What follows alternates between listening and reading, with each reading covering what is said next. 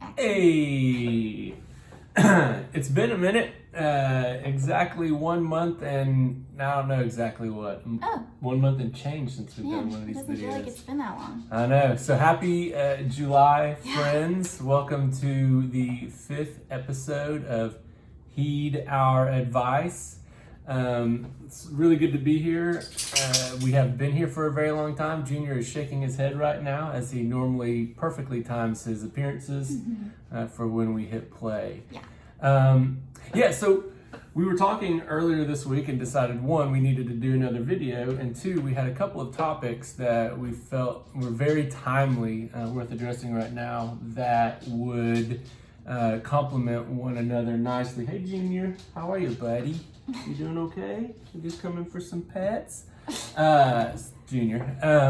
But yeah, and so it really starts with, hey, Bubba. Just needs a little neck scratch. Yeah, who doesn't want a neck scratch? The two topics that we wanted to address, we feel like they're timely because we're starting to see, over the past couple weeks especially, a lot of interest from organizations who are wanting to get pretty aggressive with their outbound communications, which is wonderful. After a few very slow months, it's nice to see some people being able to wake up, businesses picking up again, businesses that were up against the ropes are starting to see a little light at the end of the tunnel, so it's been really great. And so if you're one of these organizations, whether you're introducing yourself for the first time, and I don't want to say post-COVID yet, but mid-COVID, end of COVID, wherever we are in COVID, whether you're introducing yourself for the first time or you're reintroducing yourself after a few months of some slowness, these are two things that we think are very important to address. The first of which is people do business with people. And the second one is that there's incredible value in investing in your creative assets. I'll talk a little bit about the first one, and then I promise I'll shut up, and Natalie will take the second one there. But the first one is something that is just very near and dear to my heart. And I talk about it a lot. I talk about the fact that people do business with people all the time. You've said that in at least one of our videos for sure. So it's not news to our it's not. If I've massive said it, following. If I've said our massive following. Yeah, Right. If I've said it once, I've said it a million times, and it's probably been more like a million times that I've said it. But people do business with people.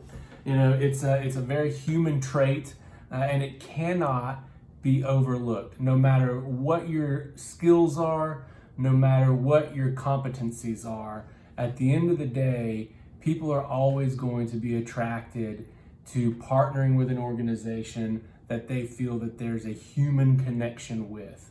And that is something, the great relationships and partnerships that are very long in tenure, that it's typically because the humans on either side of that partnership have got a great relationship with one another. Sure. But then going back before that, again, we talked about it in a previous video talking about due diligence businesses. When people are scouting out who they want to be partners with, whether they're conscious of it or not, they're going to be looking at their partners, and they're going to be gauging that human element no matter what. And so again, just imagine if you're an organization and you have this one product or service that's great, and there's another organization out there that does very similar or the exact same thing, and your competencies are the same, your success rates are very similar. What's probably going to break or make or break the partnership is either going to be cost or the human element. Is there a temperamental match that people can connect with? And they'll never know if they don't have the perception of the human element represented. Absolutely. And so you need to get ahead of that. And when you're thinking about how you put your company's face forward, it actually has to have faces, right? And there actually have to be faces and voices that people in that human connection can resonate with. And so you want to be able ahead of time to figure out ways that you can shine that spotlight of your organization on the people who are delivering those products or services, or who are getting in the trenches with the partners and problem solving, doing all of that stuff. And that can look different in a bunch of different ways, right? You can do it by having different people in your company or your business or your nonprofit bylining blogs on your website. And so you think if you've got a very insightful blog that helps people understand who you are, what you do, or a certain nuance of your business, they get to the end of that blog and they get a little byline, you know, that who this person was that wrote this very insightful, helpful piece. That helps out a ton. So having that blog opportunity is huge. Getting voices out there, whether it's radio visits or podcast visits, so people can actually hear the voice of the people that they work with. This is the age of virtual summits, so there's probably some kind of opportunity, whether it's an industry focused something or an affinity based whatever. You can get some kind of representation of your business, whether it's a company leader or somebody who has just a really great way of solving problems involved in those conversations. So people in an era where there's not a lot of personal face-to-face interaction, people can still see that face, can hear that voice, can appreciate more deeply how they're solving those problems and going about doing their work and how they can advocate for you. And then a big one that I think gets overlooked a bunch is imagery on your website. Obviously, when somebody gets to your website, you know, on the back end of a Google search, you want to answer the questions that led people to getting to your website, right? And you want to have that well done, whether it's in some kind of visual representations or the text on the website, the verbiage, the evergreen content, stuff like that. But I cannot put enough emphasis on having pictures of the actual team on your website. Now, this can, again, it can look different depending on who you are and what you're doing and how comfortable you are with showing your team. But at bare minimum, you need to have the leadership of your company very well represented on that website with a biography and pictures of them. But if you want to complement that, you can show more people from the company on your website. You can have, you know, what we call lifestyle images of people going about their work day, stuff like that. Because again, nobody's going to probably go to your website and say, I am going to base my decision on who I'm going to partner with on what I see, like the headshots on this website. But in a very subconscious and very real way, they're going to be evaluating that when they see all of that stuff. And you want to be able, again, to start showing the human element, the people who are solving the problems at your business as early as possible. And that's a good segue, I think, into investing in your creative assets right now. Yeah, definitely. And one thing I was thinking about while you were talking through all of this, I feel like I always do that. I have some commentary to add to whatever you just said. She does. Yeah.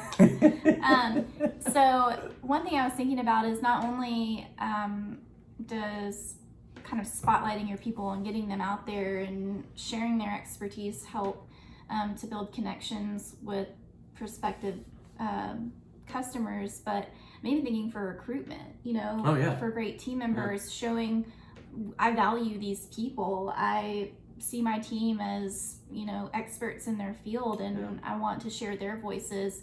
I think that speaks volumes, again, in that subtle way, that kind of subconscious way. It says a lot. So absolutely. Anyway, No, just really good thought. Yeah, no, I like that.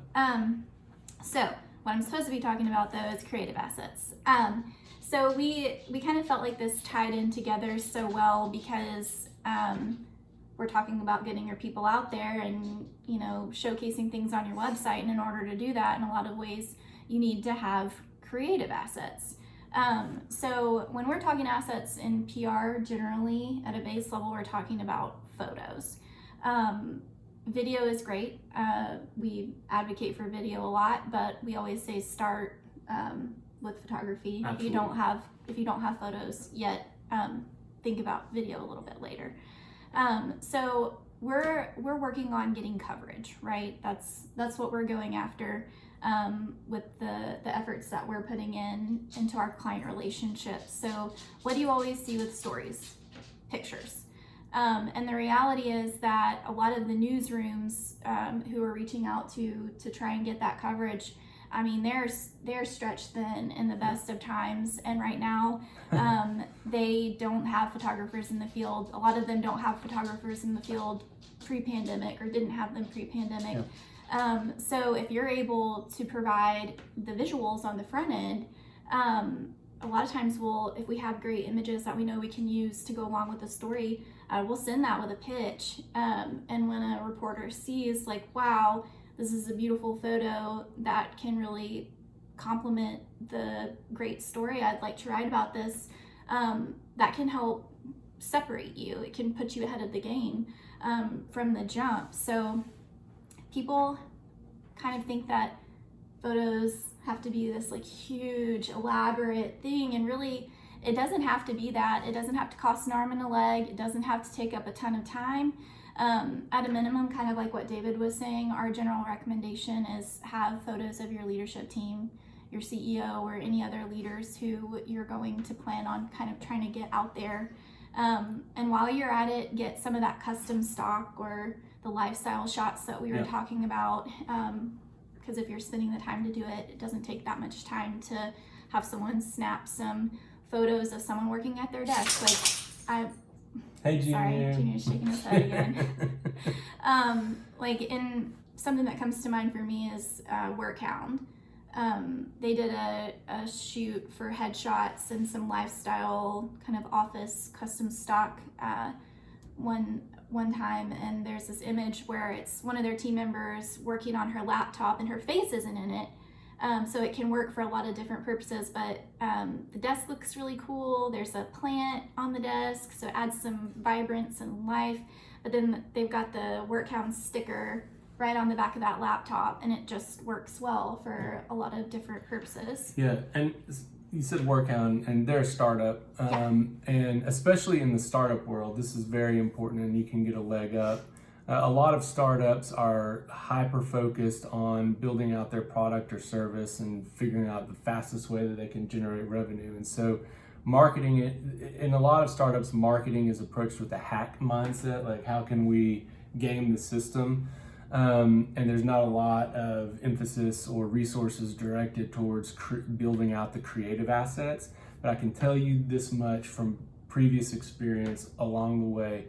If you're a startup and you're investing in your creative assets, especially with the lifestyle shots, that is going to help so much, not just in attracting media opportunities, but when you get those media opportunities, it can even work to your benefit. I remember when I was at Bellhops and we would get included in all of these lists of the top startups to watch and this and that. And we would supply with our like outreach all kinds of pictures, or we'd send along our press kit, or people would find our press kit. Like all of these articles, they'd be like, here's 20 companies that you should watch. Like you guys but we would always have the lead photos because they were so good and nobody else had them. And so there were 19, say there's 19 other businesses on this list. That article though is branded all about that one business. Yeah. So there's another reason you should do that, especially if you're a young business. Definitely. I'm glad you brought that up, because I remember seeing that a lot, and we talked about that, but I wasn't thinking about that when I was talking through this. So get your photos. One thing we've realized is time and again we see situations where creative assets provided up front or kind of collected up front earn favor from media members and come in handy for projects that you weren't even really thinking about when you got the photos to start with. They can do things like add new life to your website or social channels. They can complement media coverage like we've been talking about.